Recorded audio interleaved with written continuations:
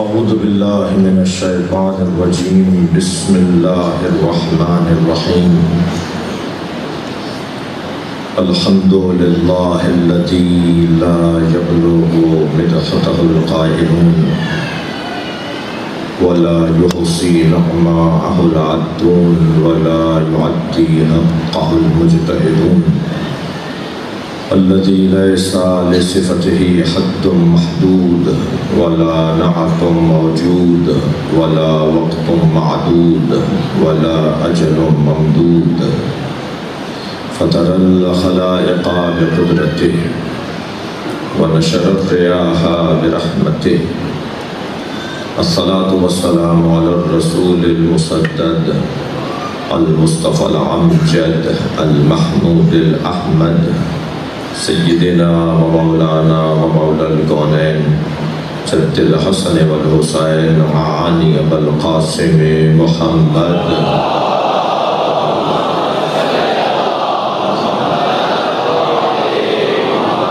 وآله الطيبين الطاهرين المعصومين الذين قال الله إنما يريد الله ليذهب عنكم الرجس أهل البيت ويطهركم تطهيرا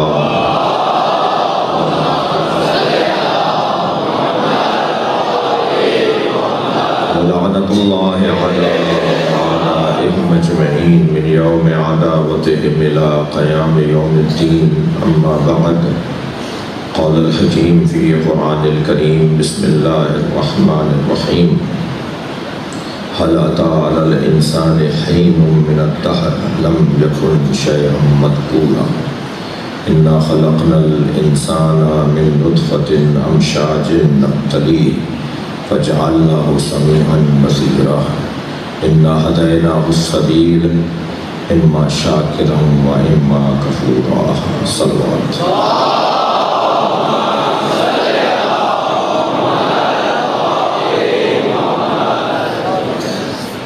سورہ مبارکہ دہر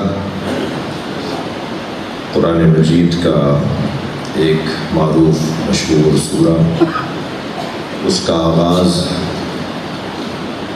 ان 3 آیتوں سے ہو رہا ہے۔ هل أتى على الإنسان حين من الدهر لم يكن شيئا مذكورا، کیا انسان پر کوئی ایسا وقت آیا کہ وہ قابل ذکر نہیں تھا؟ انسان پر ایسا وقت بھی آیا کہ وہ قابل ذکر نہیں تھا۔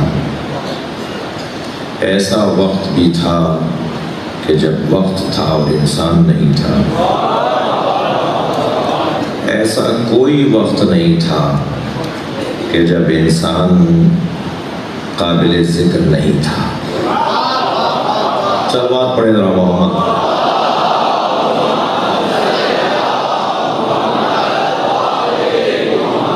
یہ جو میں نے تیسرا ترجمہ کیا ہے، یہ ترجمہ ہماری گفتگو کا عنوان ہے۔ کوئی انسان ایسا تھا، کوئی انسان ایسا رہا، کوئی انسان ایسا ہے، کوئی انسان ایسا رہے گا جب کچھ بھی نہیں تھا مگر وہ تھا۔ وہ انسان جو کچھ بھی نہیں تھا یعنی وقت بھی نہیں تھا، کچھ بھی نہیں تھا یعنی وقت بھی نہیں تھا۔ ایک انسان ایسا بھی تھا، ہے، رہے گا کہ جو کچھ بھی نہیں تھا یعنی وقت بھی نہیں تھا اور وہ تھا، مگر کوئی ذکر کرنے والا نہیں تھا، اس لیے مذکور نہیں تھا۔ صلوات پڑھ لیں ذرا محمد وآلہ۔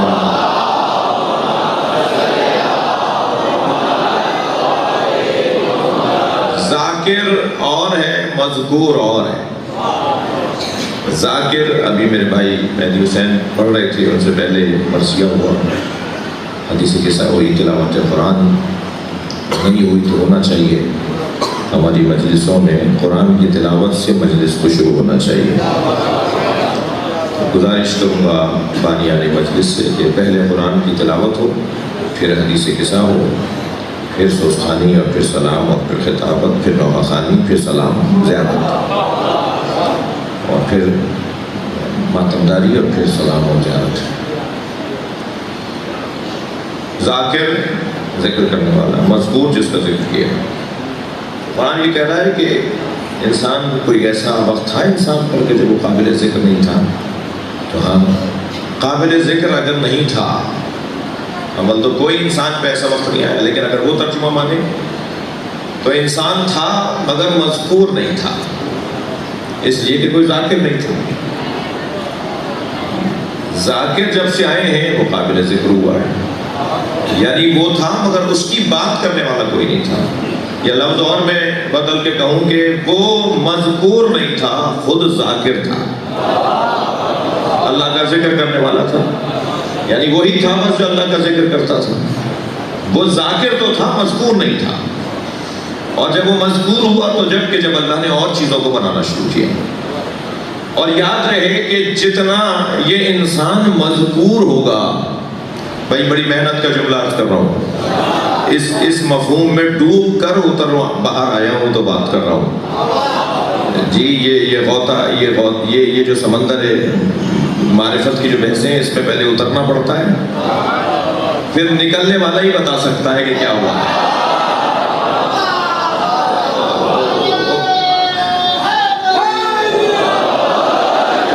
توجہ چاہوں گا، یہ ذاکر تھا مگر مذکور نہیں تھا، اس کا ذکر نہیں ہوتا تھا، یہ خود ذکر کرتا تھا۔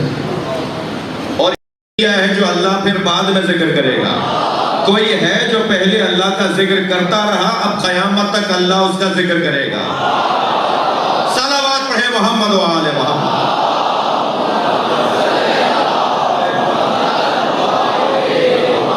زحمت فرمائے تھوڑا سا آگے آئے، یہ آگے والے میرے دوست جگہ بنا سکتے ہیں کیونکہ باہر ابھی سے جگہ تنگ ہو گئے۔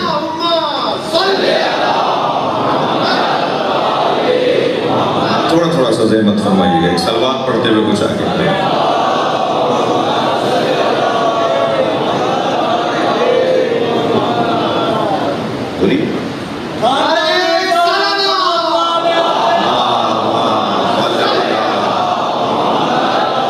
ماشاءاللہ، بہت شکریہ، تھوڑا سا اور جگہ بنا لیجئے، بڑی عنایت ہوگی۔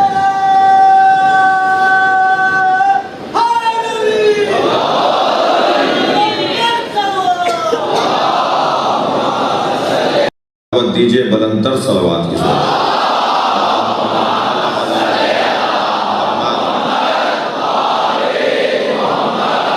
توجہ کر لیا آپ نے؟ اللہ نے کیا کہا ہے قرآن میں؟ بھائی میں آپ کو ڈھونڈ رہا تھا، فَاذْكُرُونِی، تم میرا ذکر کرو، اذکرکم، میں تمہارا ذکر کروں گا۔ تو اللہ کا ذکر کرنے والا پہلے ہونا چاہیے، یعنی اللہ کا ذکر پہلے ہو، اللہ کا ذکر کرنے والا جی پہلے ہوگا، پھر اللہ اس کا ذکر کرے گا۔ یا ذاکر، اللہ کا ذکر پہلے تم کرو پھر میں تمہارا کروں گا۔ وہ نہیں کہہ رہا میں تمہارا ذکر کروں تم میرا کرو، نہیں، تم میرا کرو میں تمہارا کروں۔ تو اللہ کا ذکر یہاں یہ ذاکر تھا، مذکور نہیں تھا، یہ خود اللہ کا ذاکر تھا، یہ قابل ذکر نہیں تھا۔ کنتو کندن مخفیہ، ذاکر تو تھا مذکور نہیں تھا۔ اب اللہ مذکور کرنا چاہتا ہے اس کو، لم یکن شیئا مذکورا ذہن میں رہے۔ قرآن فہمی کا ذوق رکھنے والے بیٹھے ہیں، قرآن کی تفسیر سننے کے لیے آئے ہوئے لوگ بیٹھے ہیں جی۔ لم یکن شیئا مذکورا، کنتو کنزا مخفیہ، اب وہ اس کا ذکر تو ہو رہا تھا، اب وہ ذکر کرنا چاہتا ہے۔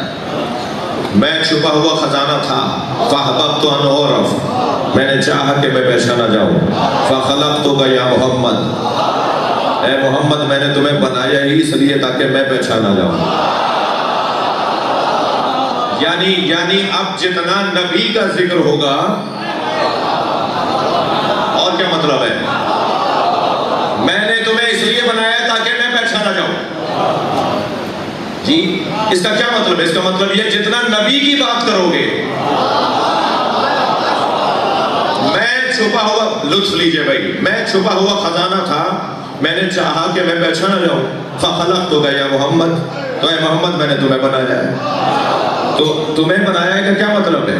تمہیں بنایا کا مطلب یہ ہے کہ جتنا تمہارا ذکر ہوگا اتنا ہی میرا ذکر ہوگا، جتنا نبی کی بات ہوگی اتنا ہی پھر اللہ کی بات ہوگی۔ خبردار خبردار، نبی کو چھوڑ کر اللہ کی بات کرنے والا مسلمان نہیں، شیطان ہوتا ہے۔ صلوات پڑھیں محمد و آل محمد۔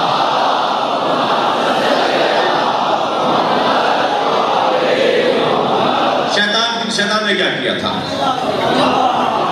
زمین پر کوئی بالش کی جگہ نہیں چھوڑی تھی جہاں اس نے سجدہ نہ کیا ہو۔ اتنا اس نے اللہ کا ذکر کر دیا تھا، اتنا اللہ کی عبادت کر دی تھی، مگر کہنے لگا انا خیر منہ، میں نہیں مانتا اس کو۔ کس کو؟ اللہ کو تو مانتا تھا۔ فَبِعِزَّتِكَ لَأُغْوِيَنَّهُمْ، تیری عزت کی قسم کھا کے کہتا ہوں میں آدم کی اولاد کو بہکاؤں گا۔ اتنا مباحث تھا کہ اللہ کی عزت جانتا تھا، قسم بھی کھا رہا ہے تو اللہ کی عزت کی قسم کھا رہا ہے۔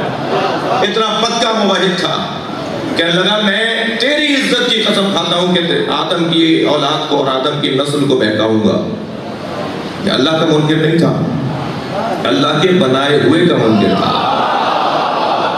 اللہ کا منکر نہیں تھا، اللہ کے بنائے ہوئے کا منکر تھا، جو اللہ کو مانے اور اللہ کی نہ مانے وہ کچھ بھی ہوگا مسلمان نہیں ہے۔ اور پھر اللہ نے کیا کہا کہ تو نہیں بہکا سکتا میرے مخلصوں،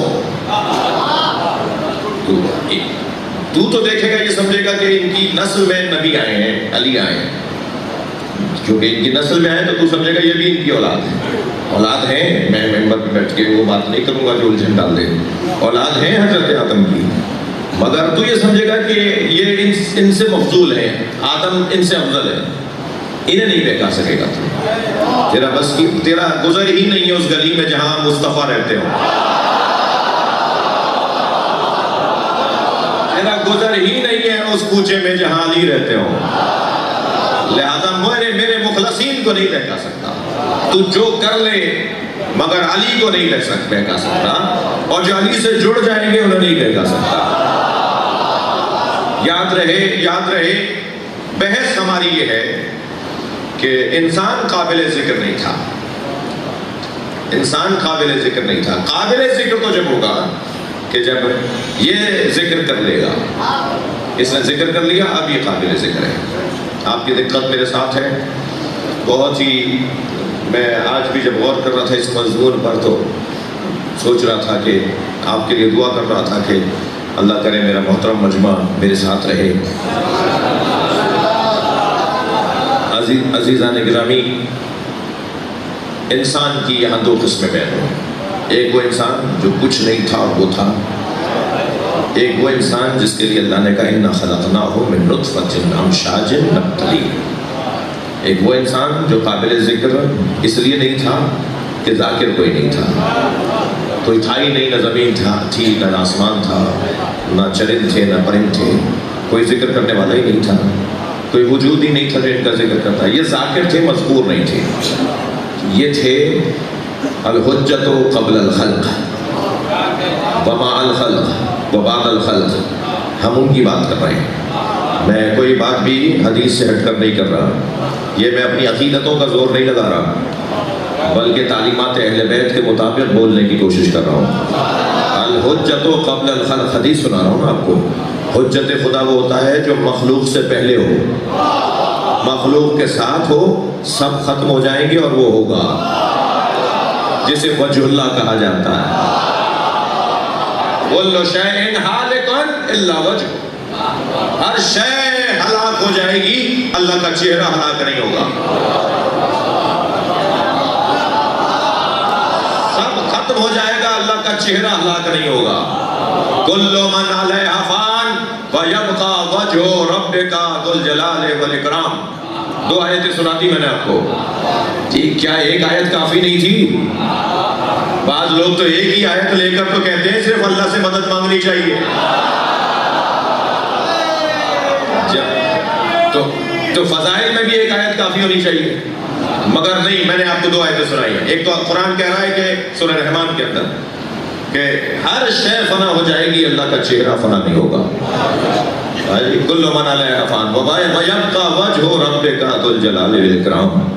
وجہ، موسیٰ بھائی آپ سے سہارا چاہ رہا ہوں، وجہ، واو جیم اے اے، وجہ. وجہ کے اگر عدد نکالیں گے نا تو 14 بنتے ہیں. بھیا صلوات بلند تر ہدیہ کریں.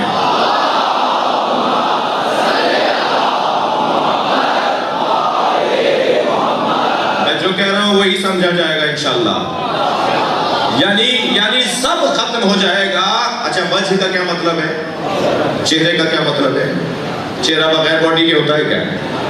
باڈی بغیر پیروں کے ہوتی ہے کیا؟ باڈی میں 2 ہاتھ نہیں لگائیں تو کیا باڈی بنتی ہے کیا؟ ان ہاتھوں میں 5 انگلیاں نہ ہوں تو کیا ہاتھ بنتا ہے کیا؟ تو ایک وجہ ہے، ایک چہرہ ماننے گئے تھے، پوری عمارت تیار ہو گئی. تو یہ وجہ سے کیا مراد ہے؟ یا تو یہ والا چہرہ اگر مراد ہے تو پھر سارا بدن ماننا پڑے گا. جو سارا بدن مان لے تو پھر وہ اللہ نہیں مان رہا، وہ کسی بت کو مان رہا ہے. اس لیے کہ اگر جسم مان لیا تو جگہ ماننا پڑے گی، جگہ مان لیا تو پڑوس ماننا پڑے گا، پڑوس مان لیا تو حدیں ماننا پڑے گی، اور جو حدوں میں آ جائے وہ سمد نہیں ہوتا، وہ اللہ نہیں ہوتا. جی میرا بدن ہے تو میں یہاں ہوں، جی جگہ چاہیے مجھے، بدن ہے تو جگہ چاہیے، جگہ ہے تو پھر پڑوس چاہیے، یہ میرے برابر بیٹھے ہوئے. جی پھر یہ میں وہاں نہیں ہوں، یہ یہاں نہیں ہے، تو حد ماننی پڑے گی. جی تو حد مان لیں گے تو حد دن ولا ضد دن. علی سے پوچھو اللہ کیا ہے؟ مولا علی فرماتے ہیں اللہ اسے کہتے ہیں جس کی نہ کوئی حد ہو نہ جس کا کوئی ضد ہو. لہذا واللہ عالم بھی ٹھیک ہے، واللہ عالم بھی ٹھیک ہے. معصوم سے پوچھا گیا، فرمایا کہ عالم صرف اللہ کے علاوہ کوئی عالم ہی نہیں ہے اس اعتبار سے، اس کے علاوہ کوئی ہے ہی نہیں. جو بھی ہیں وہ سب اس کے بنائے ہوئے عالم ہیں، جو بھی عالم ہیں وہ سب اس کے دیے ہوئے علم سے عالم ہیں، کوئی ذاتی طور پہ عالم نہیں ہے. توجہ. تو یہاں وجہ سے کیا مراد ہے؟ تسلی دیجئے، آپ اکتا نہیں رہے، تھک نہیں رہے.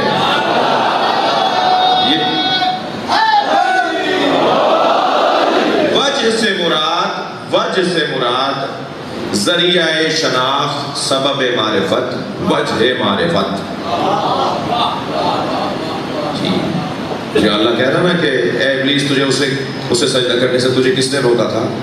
خلقت بیدیا، جسے میں نے اپنے دونوں ہاتھوں سے بنایا ہے. تو 2 ہاتھوں کا کیا مطلب ہے؟ الٹا ہے سیدھا؟ سیدھا اور الٹا ہے. میرے تو ایسا ہی ہے، آپ کے تو ایسا ہی ہے. ایک سیدھا ہاتھ ہے، ایک الٹا ہاتھ ہے. اللہ کیا کہہ رہا ہے؟ میں نے دونوں ہاتھوں سے بنایا. تو اللہ کے 2 ہاتھ کیوں ہیں؟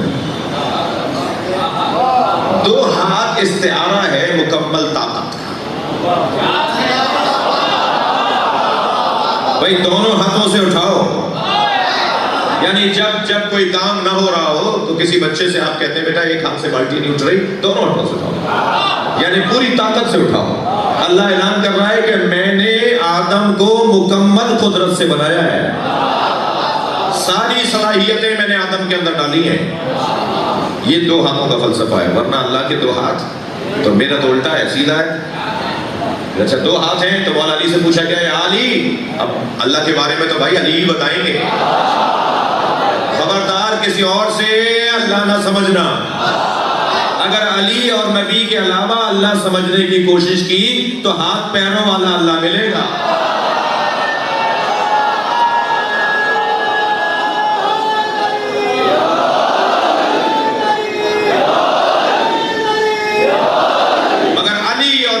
نبی اور علی بتائیں گے کہ اللہ کیا ہے.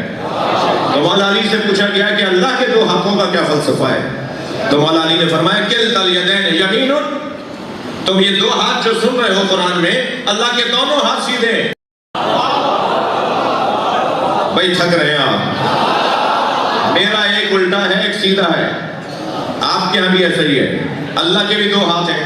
معصوم فرما رہے، مولا علی فرما رہے کلتا الیدین یمین، اللہ کے دونوں ہاتھ سیدھے ہیں، اللہ کے دونوں ہاتھ سیدھے ہیں. ہمارے ہاتھ الٹے اور سیدھے کیوں ہیں؟ اس لیے کہ الٹے ہاتھ میں گناہگاروں کو نام عمل دیا جائے گا۔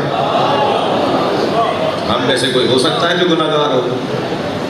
الٹا ہاتھ اس لیے ہے کہ اس سے ہم طہارت کرتے ہیں، نجاست کا ازالہ کرتے ہیں۔ ازالہ نجاست کے لیے الٹا ہاتھ ہے، یا گناہگار نام عمل پکڑیں گے سیدھا ہاتھ تو ان کا توڑ دیا جائے گا، یہ سیدھا ہاتھ یہاں سے توڑ دیا جائے گا ان کا، تو الٹے ہاتھ سے وہ پکڑیں گے۔ تو جس کے ہاں گناہ کا گزرنا ہو اور وہ معصوم ہو، اور جس کے ہاں نجاست کا تصور نہ ہو اس لیے کہ آئے تطہیر کا مالک ہو، تو اس کے دو ہاتھوں کے بارے میں کیا کہیں گے؟ میرے مولا الٹے ہاتھ سے کھانا کھا رہے تھے، دیکھنے میں الٹا ہاتھ۔ تو حشام نے امام صادق سے پوچھنا چاہا کہ میں نے امام کاظم کو دیکھا ہے کہ الٹے ہاتھ سے کھانا کھا رہے ہیں، تو ابو بصیر نے کہا پریشانی کی کوئی بات نہیں ہے، امام کے دونوں ہاتھ سیدھے ہوتے ہیں۔ صلوات پڑھیں محمد وآل محمد۔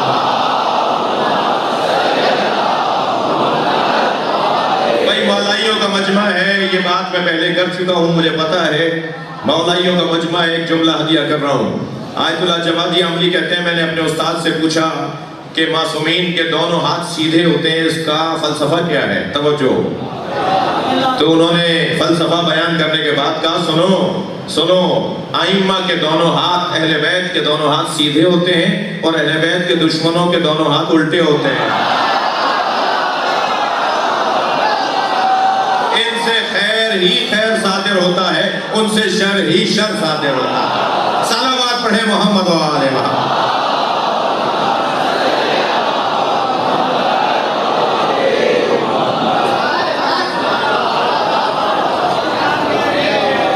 وہ انسان جو قبل الخلق ہے وہ اس لیے مذکور نہیں تھا کہ کوئی ذکر کرنے والا نہیں تھا، وہ ذاکر تھا۔ اور یہ انسان جو انا خلقناہ من نطفۃ امشاج نبتلی، اور ہم نے انسان کو انا خلقنا الانسان من نطفۃ امشاج نبتلی، اور ہم نے انسان کو ایک مخلوط پانی سے خلق کیا اور اسے مختلف مراحل سے گزارا، فجعلہ سمیعا بصیرا، اور پھر اسے سننے والا اور دیکھنے والا بنایا۔ یہ انسان اور وہ انسان، ایک انسان ہادی ہے، ایک انسان ہدایت دہندہ ہے، ایک انسان ہدایت کا محتاج ہے۔ وہ جس انسان کے لیے قرآن کہہ رہا ہے اِنَّا هَدَيْنَاهُ السَّبِيلَ إِمَّا شَاكِرًا وَإِمَّا كَفُورًا، وہ یہ دوسرا انسان ہے۔ جیسے اللہ نے کہا ہے کہ ہم نے اس انسان کو مخلوط پانی سے بنایا ہے اور مختلف مراحل سے گزارا ہے، جو شکم مادر میں مختلف مراحل ہوتے ہیں، اور پھر اس کے بعد وہ پھر دنیا میں آ جاتا ہے۔ یہ انسان کون سا ہے؟ اِنَّا هَدَيْنَاهُ السَّبِيلَ، یہ وہ ہے جس کو ہم نے رستہ دکھایا ہے۔ یہ چاہے تو شاکر بن جائے اور چاہے کفران نعمت کرنے والا کافر بن جائے۔ یہ انسان جو ہے یہ ہدایت لینے والا ہے۔ یہ جو ہدایت لینے والا ہے اور جو ہدایت دینے والا ہے وہ برابر نہیں ہے۔ بھائی روشن بات ہے نا، یہ کیسے ممکن ہے کہ دینے والا اور لینے والا ایک ہو جائے؟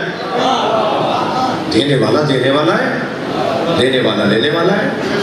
ایک عطا کنندہ ہے، ایک گیرندہ اور لینے والا اور محتاج ہے، تو یہ دونوں برابر کیسے ہوئے؟ یہ برابر نہیں ہے۔ ایک مخلص ہے، ایک مخلص ہے۔ مخلص ہم کہتے ہیں فلاں آدمی بڑا مخلص ہے، ایک مخلص ہے، ایک مخلص ہے۔ مخلص وہ ہے جو خود ہدایت پالے، ہدایت تک پہنچ جائے، وہ مخلص ہے۔ جو ہدایت پہنچائے وہ مخلص ہے۔ ہدایت دینے والا مخلص ہے اور ہدایت لینے والا مخلص ہے۔ تو مخلص اور مخلص برابر نہیں ہے، دینے والا اور لینے والا برابر نہیں ہے، عطا کرنے والا اور گیرندہ برابر نہیں ہے۔ بھائی میں لمبی لسٹ بول دوں گا ایسے بولتے بولتے، اگر نتیجہ بولوں محمد اور امت برابر نہیں ہے۔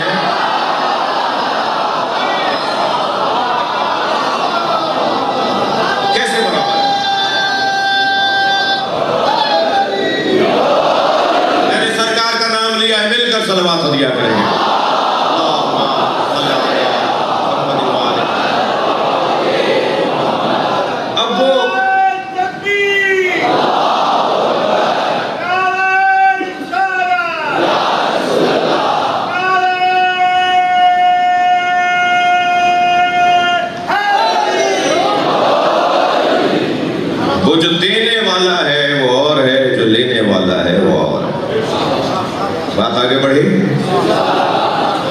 انسان، میرا مقدمہ آج کا مکمل ہوا۔ انسان دو طرح کے، یوں تو قرآن میں انسان کی 5 قسمیں بیان ہوئی ہیں، مگر میں ان آیات کی روشنی میں 2 تقسیم کے اوپر بات کر رہا ہوں۔ 2 طرح کے انسان، وہ بھی انسان ہے، وہ جو لم یکن شیئا مذکورا، وہ بھی ہے جسے اللہ نے مخلوط پانی سے بنایا ہے۔ ممکن ہے مجلس کے بعد میں کیا کروں، مجبور ہوں کچھ محبت کرنے والوں کی محبت سے محبت زدہ ہوں۔ جی اگر یہ میرے دوست مجھے محبت کرنے والوں میں چھوڑ دیں تو شاید ہی میرا سالم گھر تک پہنچوں، اس لیے یہ تھوڑا بہت چاہ رہے ہوتے ہیں کہ میں ہاتھ بھی ملا لوں آپ سے اور مجھے بچا بھی لیں۔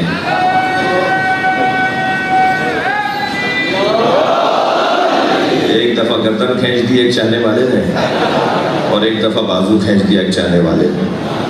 1 مہینے تک ہاتھ لٹکائے رکھا، اس لیے کہ وہ پیار کرنا چاہ رہا تھا ہاتھ کو، اور ہاتھ چھوڑ نہیں رہا تھا، اور اس نے جو کھینچا تو کون ہی نکل گئی۔ تو اب ایک دفعہ یہ ہو چکا ہے، ایک دفعہ ایک صاحب نے سر پکڑ لیا کہ میں تو چومے بغیر چھوڑوں گا نہیں، تو 1 ہفتے تک گردن میں درد رہا، وہ چھوڑ ہی نہیں رہے تھے ہمارا سر۔ تو اب ایسے حالات میں، یہ میں نے جان کے وضاحت کی ہے کیونکہ مجھے پتا ہے کچھ کہیں بھی میسج چل جائے گا کہ انہیں دیکھو ہاتھ بھی نہیں ملاتے۔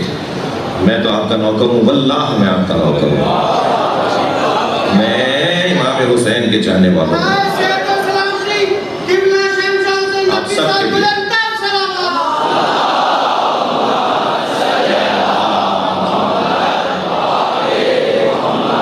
مگر دل کرتا ہے کہ ملاقات ہو، مگر ایسا نہیں ہو پاتا۔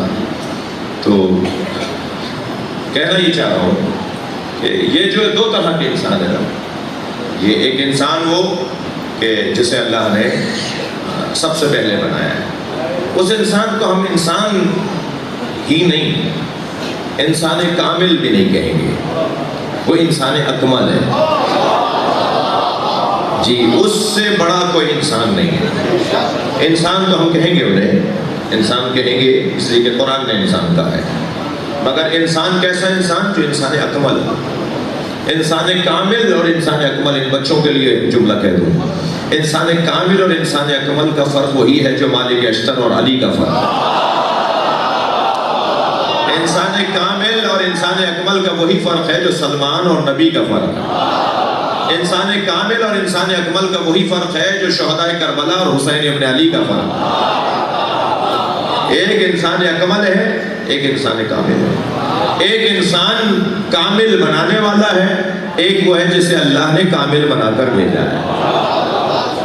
ایک مخلص ہے، مخلص اس میں مفعول، جسے کسی اور نے خالص کیا ہو۔ ایک مخلص ہے جو خود خالص ہوا ہو۔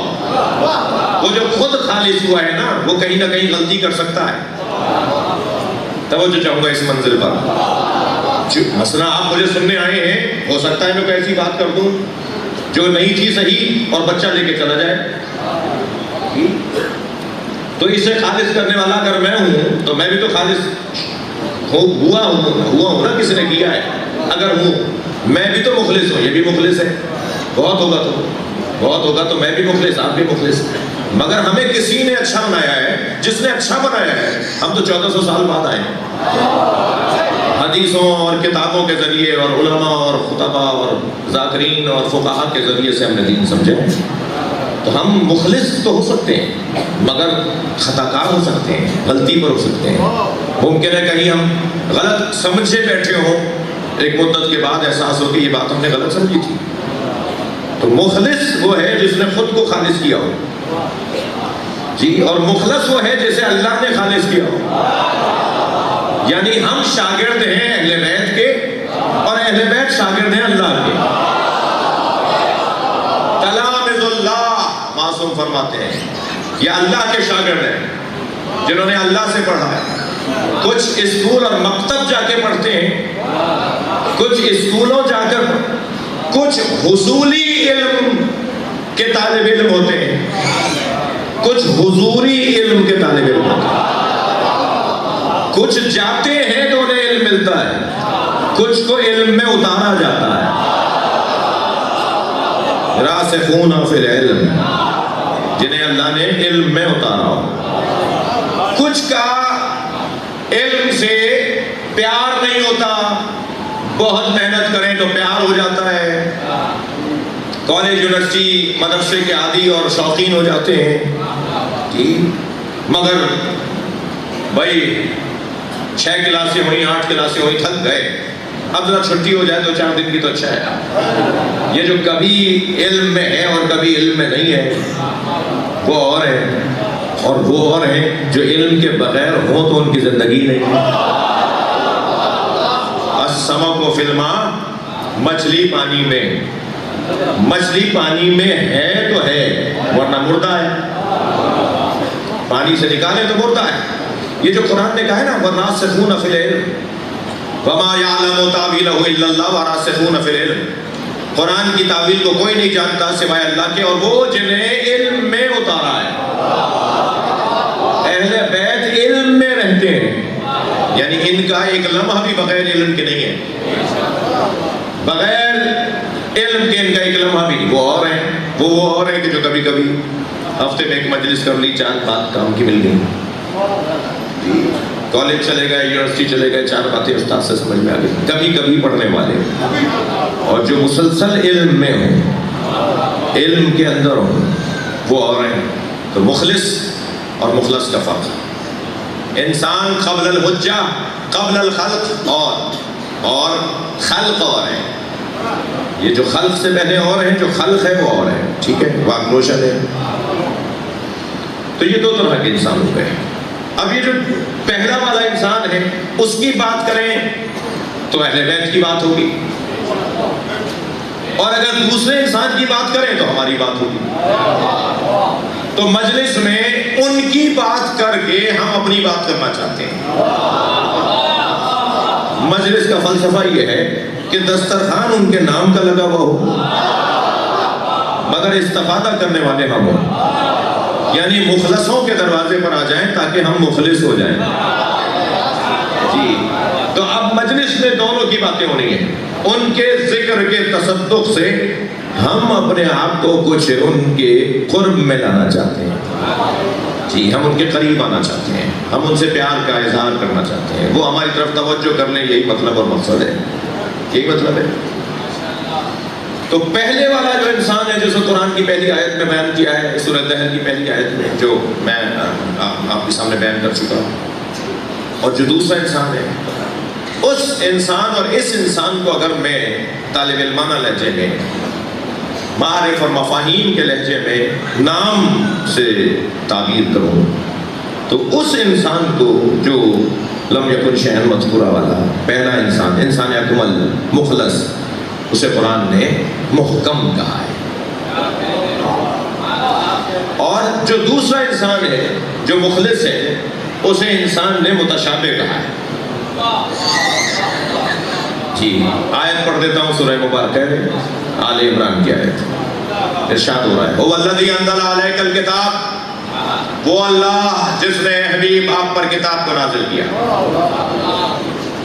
منہ آیات محکمات، ان میں سے کچھ، وہ جو آیات جو قرآن نازل کیا ان میں سے کچھ محکمات ہیں، منہ آیات محکمات، ان میں سے کچھ من واضح ہے۔ عربی گرامر والے دوست بیٹھے ہوئے ہیں جی، میں سہیل بھائی سے اور انتظامیہ سے کہوں گا کہ علماء اہل علم جب مجلس میں تشریف لائیں، مدرسوں کے طالب علم چاہے وہ سنی ہو یا شیعہ ہو جی، انہیں جگہ لائیں، انہیں آگے لائیں تاکہ مجھے تھوڑا سا خربوزے کو خربوزہ اور کبوتر کو کبوتر، باز با باز، تو تھوڑا سا لطف آئے گا کہ عربی گرامر پہ بھی بات ہو، اور اس ضمن میں میرے بچوں کا بھی فائدہ ہو جائے گا۔ ایک صلوات اور پڑھیں ذرا محمد و آلہ۔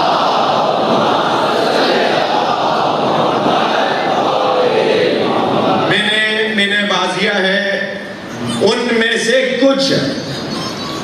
کچھ کیا ہیں؟ محکمات ہیں، منہ آیات و محکمات، پھر ہن ام الکتاب، وہی جانے کتاب ہے، وہی راحت کتاب ہے، وہی اصل کتاب ہے، وہی روح کائنات ہے، وہی اس کتاب عالم کی جان ہے، وہی اس کتاب کائنات کی روح ہے۔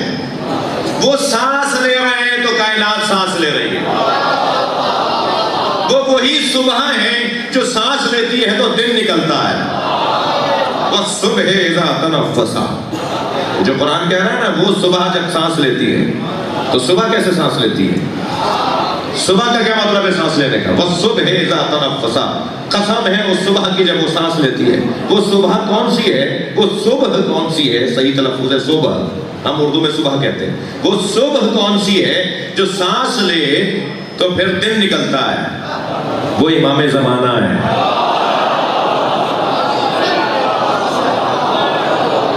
کوئی ہے جو سانس لے رہا ہے تو کائنات سانس لے رہی ہے.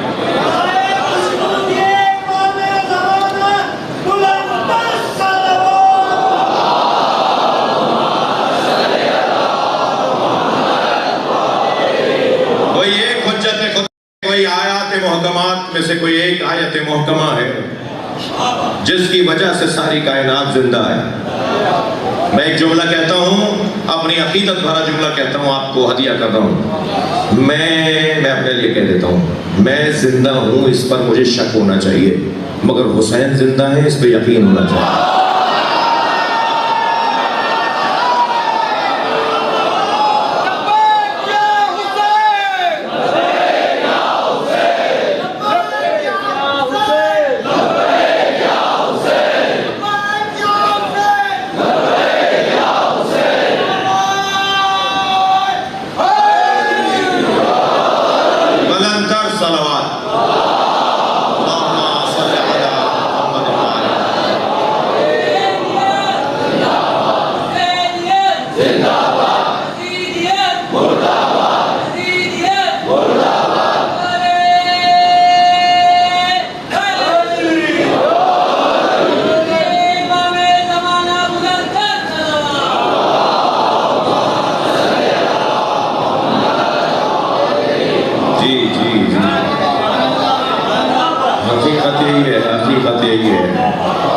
حقیقت یہی ہے، ہم ہیں اس پر شک ہونا چاہیے. ہم ہیں تو ہمیں احساس کیوں نہیں ہے؟ ہم ہیں تو ہمارا ضمیر زندہ کیوں نہیں ہے؟ ہم ہیں تو ہمیں کسی کی تکلیف کا علم کیوں نہیں ہے؟ ہم ہیں تو پریشان لوگوں کی پریشانی ہمیں پریشان کیوں نہیں کر رہی؟ میرا پیر ہو اور سن ہو تو یہ اس کا ہونا نہ ہونا برابر ہی تو ہے. چٹکیاں بھرتے رہیے، سوئیاں کاٹتے رہیں، سنیں.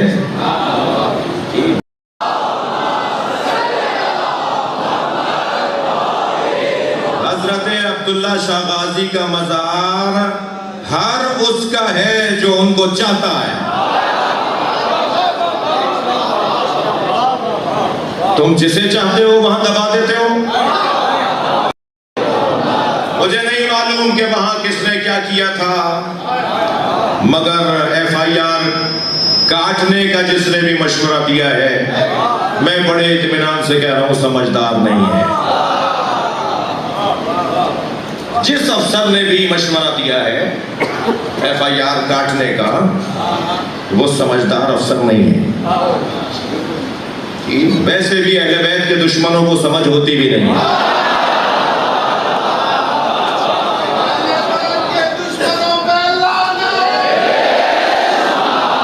جس نے بھی ایف آئی آر کاٹنے کا حکم دیا اس نے خود بے وقوفی کی ہے، ہماری خدمت کی ہے.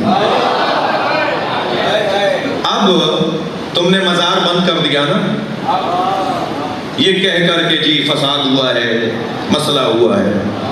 اب مزار کھلے گا تو اہل تشیع سے مذاکرات کرنے کے بعد ہی کھلے گا.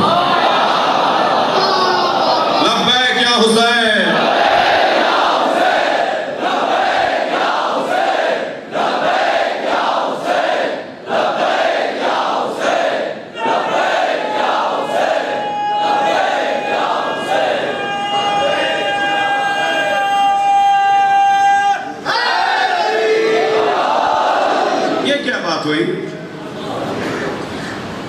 ان پر ایف آئی آر نہیں کاٹی جنہوں نے کلپ ڈالے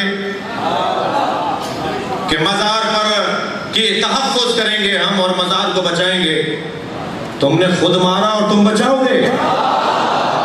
تمہارا تعلق کن لوگوں سے؟ کنہیں اپنا بڑا مانتے ہو؟ کنہیں اپنا بڑا مانتے ہو؟ جنہوں نے عبداللہ شاہ غازی کو مارا وہ تو تمہارے بڑے نہیں ہے، تو لعنت بھیج کے دکھاؤ۔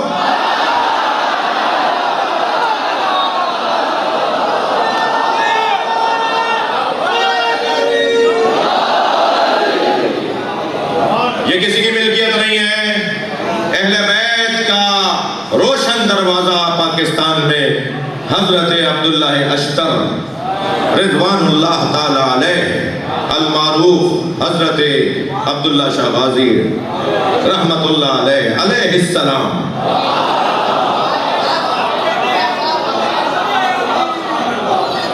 اہل بیت کا سب سے روشن دروازہ پاکستان کے اندر یا بی بی پاک دامنہ کا ہے لاہور میں، یا اس خطے میں حضرت عبداللہ شاہ غازی کا ہے۔ لہٰذا میں نہیں کہتا کہ کوئی قوالی اگر وہاں گا رہا ہے بجا رہا ہے تو اہل تشیع کو اعتراض ہونا چاہیے، نہیں، وہ ان کا طریقہ ہے۔ کوئی دھمال ڈال رہا ہے تو وہ اس کا طریقہ ہے، میں جو کہہ رہا ہوں وہی سنا جائے گا۔ کوئی اگر دھمال ڈال رہا ہے، کوئی اگر ڈھول پیٹ کر محبت کا اظہار کر رہا ہے، کوئی اگر رقص کر کے محبت کا اظہار کر رہا ہے، وہ ان کا طریقہ ہے۔ شیعوں کو حق نہیں ہے کہ اعتراض کریں۔ جب شیعوں کو یہ حق نہیں ہے تو انہیں بھی حق نہیں دیں گے کہ ماتم پر اعتراض ہو۔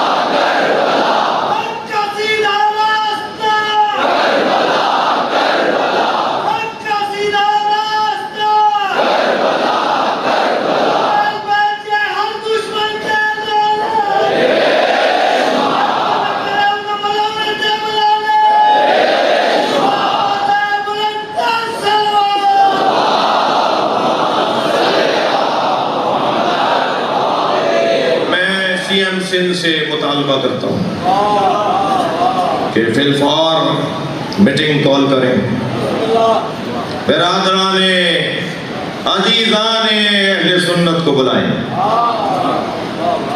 اور اہل تشیع کے معتبر مستند شخصیات کو بلائیں، ان کے ساتھ بیٹھ کر ضابطہ اخلاق بنائیں، طے کریں کہ نہ وہ اعتراض کا حق رکھتے ہیں نہ ہم اعتراض کا حق رکھتے ہیں۔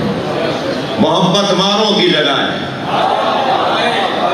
جو بھی محبت اہل بیت سے سرشار ہے اس کا ڈھنگ کچھ بھی ہو، اسے حق ہونا چاہیے کہ وہ سلام کرنے اپنے ڈھنگ کے مطابق جائے۔ نہیں ہو سکتا سندھ کی سرزمین پر نعرہ حیدری کو کوئی روک سکے۔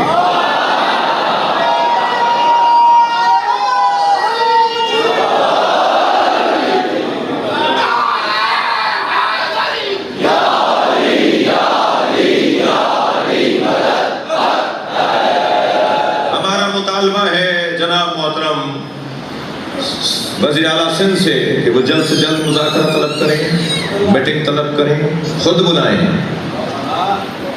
جی ہمیں مطالبے اور خواہش کا پر آمادہ نہیں کریں، خود بلائیں میٹنگ، تمام علماء اہل سنت بلائیں۔ جتنا ایک کسی شیعہ کا وہاں ہے اتنا ہی سنی کا بھی ہے، سنی ہماری جان ہے، اور جتنا کسی سنی کا حق ہے اتنا ہی شیعہ کا بھی حق ہے۔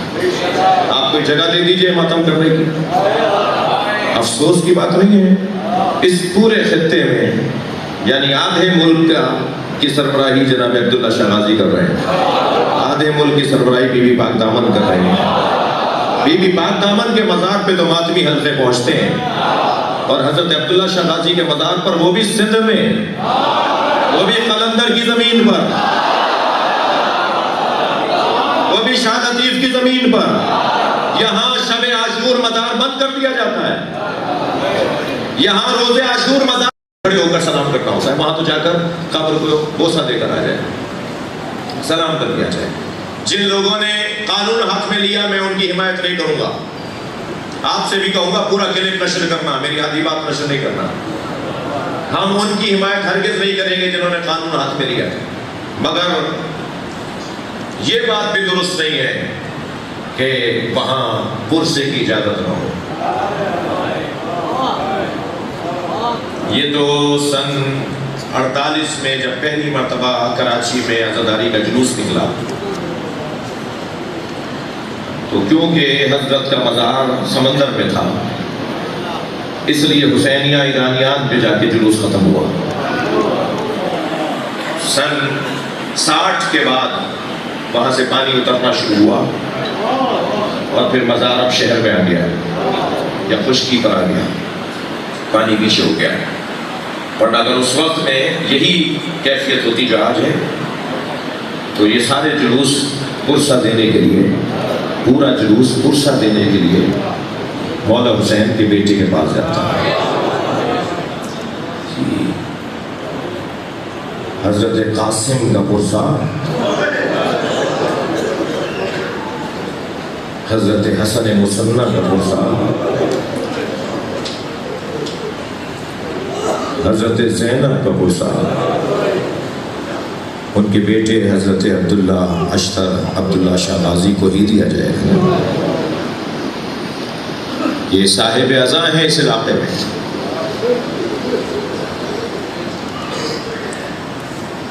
جب کسی کے گھر میں موت ہو جاتی ہے تو گلے اسی سے لگ کے رویا جاتا ہے جس کے گھر میں جنازہ ہوتا ہے. اس علاقے میں کس کی خبر سے لپٹ کے پرسہ لیں گے؟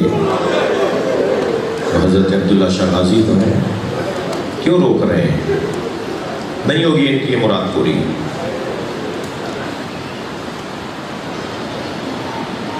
میرا دل کہہ رہا ہے کہ حضرت عبداللہ شاہ غازی مجلس میں آ گئے، چلیے انہیں پرسہ دیں. ان کے پردادا کے بھائی کا، حضرت حسن مصنع کے بھائی، اس جوان کا جس کے چہرے پہ امام حسین نے نقاب اس لیے لگائی تھی کہ کم سنی کی وجہ سے چہرے پہ بچپنا آیا تھا، دشمن بچہ سمجھ کے نہ مارتے. حضرت قاسم کے چہرے پر امام حسین نے نقاب لگا دی کہ چہرہ تو نظر آئے گا نہیں، زور بازو نظر آئے گا اور تلوار کی کاٹ بتائے گی کہ علی کا پوتا ہے، بازو کا زور بتائے گا کہ عباس نے سکھایا ہے. جب گھوڑے پر بیٹھایا گیا تو پیر رکابوں تک نہیں پہنچ رہے تھے. حضرت کا قد دراز نہیں تھا تو رکابیں کاٹی گئیں، جس میں پیر پھنسائے جاتے ہیں، پیر لگائے جاتے ہیں، اس کی رسیوں کو کاٹ کر چھوٹا کیا گیا تاکہ حضرت قاسم کے پیر اس میں آ جائیں. اور پھر جب روانہ کیا ہے تو پیچھے پیچھے چچا دوڑتے ہوئے گئے ہیں. جتنا پیار علی اکبر سے ہے اتنا ہی پیار اپنے یتیم بھتیجے سے بھی ہے. جانے نہیں دے رہے تھے حسین، بار بار کہتے تھے تم اپنی بیوہ ماں کا سہارا ہو. اجرکم اللہ، اجرکم اللہ.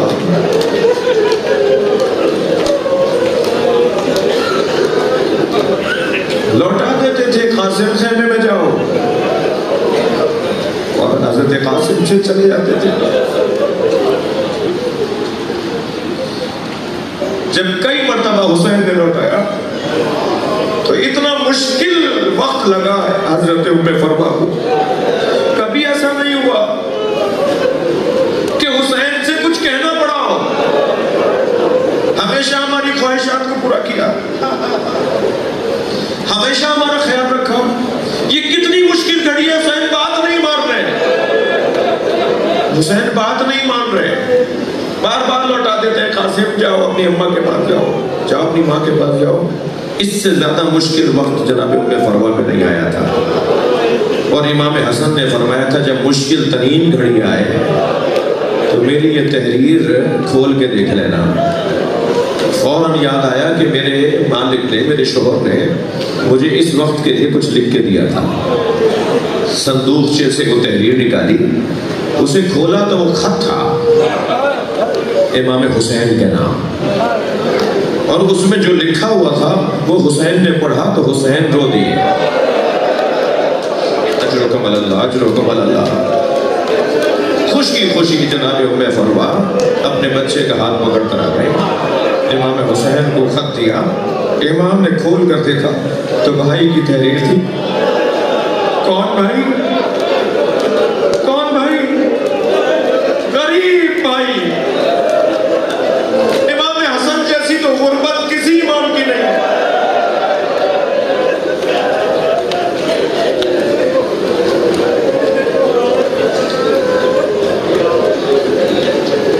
بتاؤں کیسی غربت ہے؟ امام حسین کے مزار پر قیمتی فانوس لگے ہوئے ہیں، امام حسین کے مزار پر قیمتی قالین بچھے ہوئے ہیں، امام حسین کے مزار پہ سونا اور چاندی کے دروازے لگے ہوئے ہیں، اور امام حسن کی قبر پہ چراغ بھی نہیں ہے،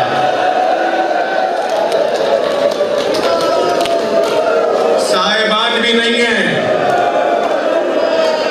وہ بھی تو فاطمہ زہرا کا بیٹا ہے، وہ بھی تو رسول اللہ کا نواسہ ہے۔ ایک بچے کی غربت ایسی، اور ایک بھائی کے مزار پہ کیا شان و شوکت۔ دوسری غربت بتاؤں، امام حسین کی زوجہ جناب رباب نے امام حسین کا لاشا دھوپ میں دیکھا تھا،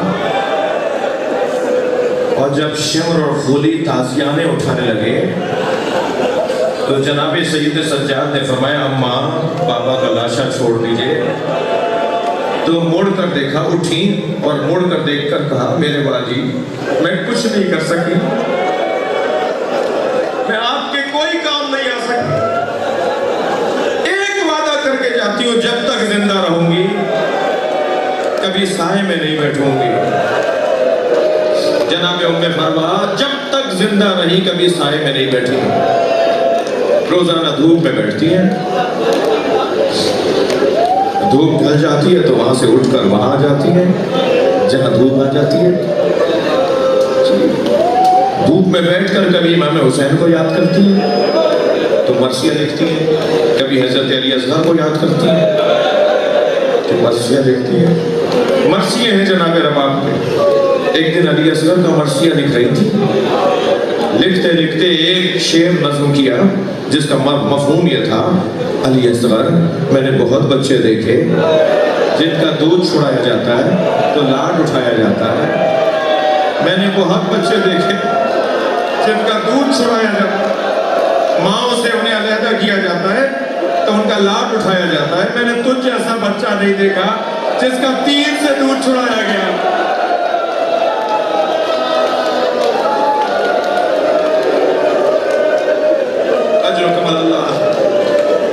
ایک بھائی کی وجہ ایسی،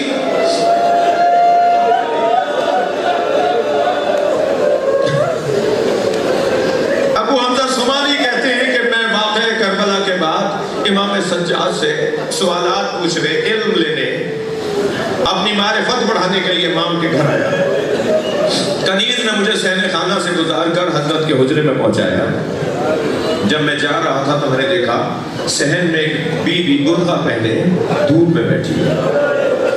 بہت دیر میں نے حضرت سے سوالات کیے، اور جب مجھے کنیز نے پھر صحن سے گزارا تو میں نے کیا دیکھا کہ وہ بی بی وہاں دھوپ ڈھل گئی ہے، سایہ آ گیا ہے تو وہاں سے اٹھ کر وہاں آ کے بیٹھ گئی ہے جہاں دھوپ ہے، برقع پہنے میں دھوپ میں ایک بیوی بیٹھی ہے۔ ابو حمزہ کہتے ہیں میں کھڑا ہو گیا تو امام سجاد کی آواز آئی، ابو حمزہ کیا بات ہے؟ تو میں نے ہاتھ جوڑ کر کہا مولا شاید کسی غلطی پر آپ نے اپنی کنیز کو سزا دی ہے، مولا مدینے کی گرمی بڑی شدید ہے، مولا میری وجہ سے اسے معاف کر دیجئے۔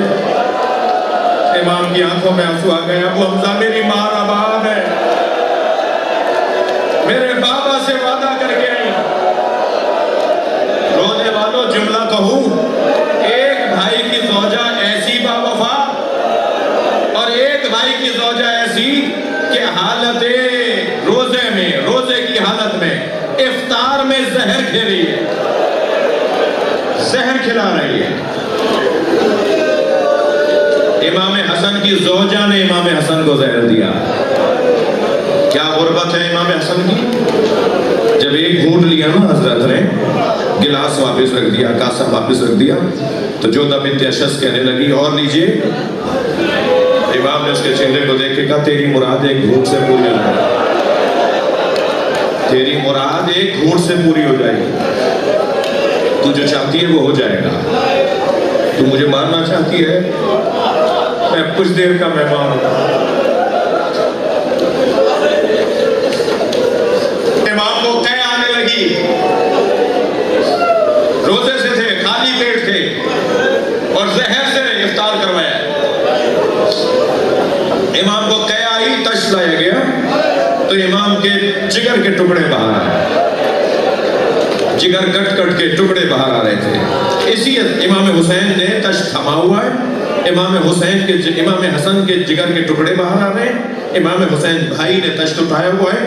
اسی اسنا میں آواز دی گئی، آواز آئی کہ زینب آ رہی ہے. امام حسن نے فرمایا بھائی حسین یہ تشت اٹھا لو، زینب سے برداشت نہیں ہوگا. میں ہاتھ جوڑ کر کہوں گا مولا آپ کی بہن کا بڑا حوصلہ ہے، یہ 70 قدم کے فاصلے سے بھائی کو ذبح ہوتے دیکھے گی. اجر و کمال اللہ، اجر و کمال اللہ. جنہیں رونا آ رہا ہے اپنی آوازوں کو آزاد کریں، جنہیں رونا نہیں آ رہا وہ آنسو مانگیں. بہت بڑی سعادت ہے اہل بیت کے غم میں گریا. کم سے کم جن کے مذہب میں رونا جائز ہے وہ تکلف کر کے نہیں رویا کریں. اجر و کمال اللہ. امام حسین اور امام حسن کیا دونوں بھائیوں کی غربت ہے جی. ایک کا جنازہ تیروں پر رہا، ایک کے جنازے پر تیر رہے. پنجے تن کے 5 جنازوں کا حال سنیں گے. نبی کے جنازے میں 11 لوگ ہیں.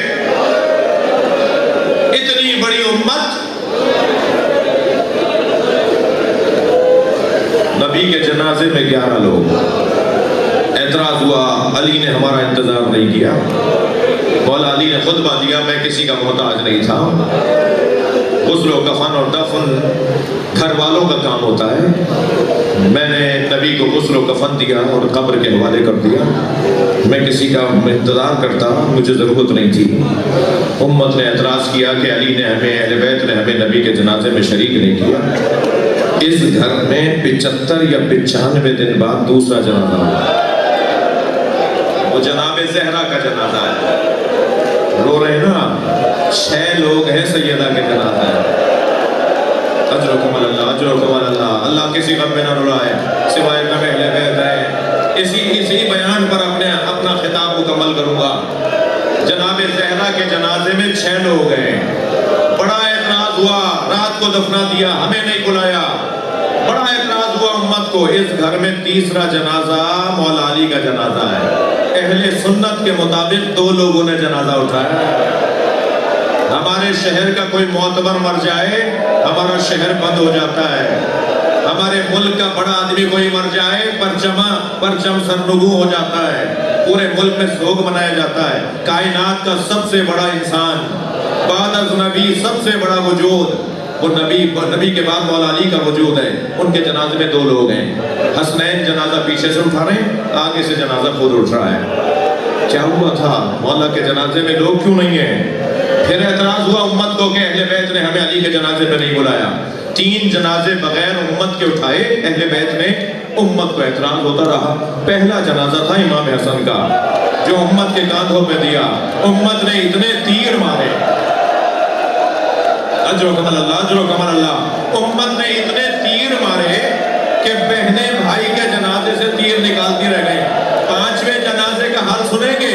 امت نے اتنے گھوڑے دوڑائے کہ حسین کا لاشا زینب سے پہچانا نہیں گیا. امام کی پسلیاں کمر سے نکل رہی تھی. مولا حسین کے آزار ٹکڑے ٹکڑے کر دیے گئے تھے. زینب نہیں پہچان پائی. انت اخی زینب، کیا تم ہی زینب کے بھائی حسین ہو؟ یہ ہے پنجتن کے جنازوں کا حال. امت کہتی ہے شیعہ روتے کیوں ہیں؟ امت کہتی ہے شیعہ روتے کیوں ہیں؟ میں